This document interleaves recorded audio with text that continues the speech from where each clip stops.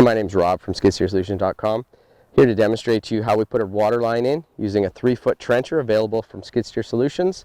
This is a Bradco trencher with our standard configuration, which is a 70-30 tooth mix. What we have here is a shark tooth and a standard digging tooth. What this does is it's a fairly aggressive configuration. It allows us to pull up any rocks or anything that we might come in across when we're digging our trench. So the first thing I did in preparation for my trench was I just took a simple garden hose and I laid it out in the direction of where I'm going to trench.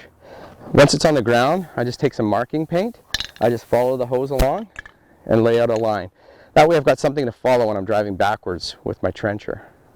Okay, so I've got my trencher lined up above where I'm going to dig my trench. The lines are already in the grass. We're pretty much ready to go. I'm just going to get in, turn on my auxiliary hydraulics. I'll lift the boom up and I'm going to set the angle at such a point that when I put it down into the ground, it's going to go down approximately 2 feet. That's all I really need to go here for depth. Once I start going, the machine's going to stabilize it. The crummer will clean out the hole, so I should have a nice clean trench as I'm going.